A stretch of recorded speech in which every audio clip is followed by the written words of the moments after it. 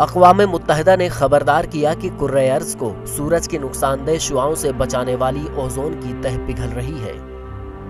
Ozone تہ کا اکثر حصہ سطح زمین سے کئی کلومیٹر اوپر بالائی فضا میں پایا جاتا ہے۔ سائنسدانوں کا کہنا ہے کہ اوزون تہ کے پگھلنے کی اصل وجہ کیمیکلز اور زہریلے گیسز کے استعمال میں اضافہ ہے۔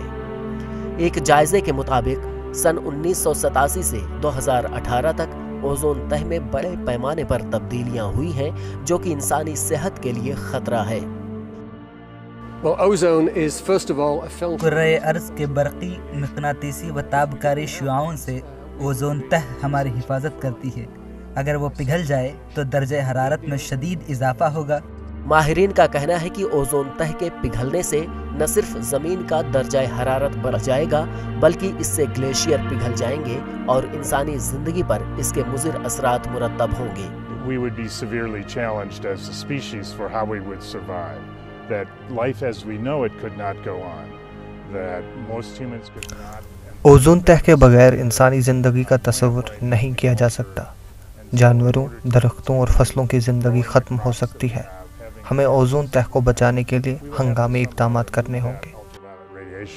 Living under glass structures that somehow did the filtering that the ozone layer no longer did. سن 1987 میں مختلف ملکوں نے مونٹریال پروٹوکول معاہدے پر دستخط کیے جس کا مقصد اوزون تہ کو نقصان پہنچانے والے عناصر اور کیمیکلز کے استعمال کو کم کرنا اور متبادل راستے تلاش کرنا ہے۔ یہ وقت تالیاں بجا کر خوش ہونے کا نہیں ہے۔ اوزون تہ پر سوراخ پر ہو رہا ہے۔ سن 2060 یا 2070 تک یہ پر ہوگا، لیکن اگر اس دوران لوگ اوزون تہ کو نقصان پہنچانے والے عناصر کا استعمال کرتے رہیں تو اوزون میں سوراخ بڑا ہوگا۔ عالمی برادری کو چاہیے کہ وہ مونٹریال پروٹوکول کو مکمل طور پر نافذ کریں۔ اقوام متحدہ کی ایک رپورٹ کے مطابق اگر مونٹریال پروٹوکول کو مکمل طور پر نافذ نہ کیا جائے تو سن 2030 تک 20 لاکھ افراد جلد کے کینسر میں مبتلا ہو سکتے ہیں۔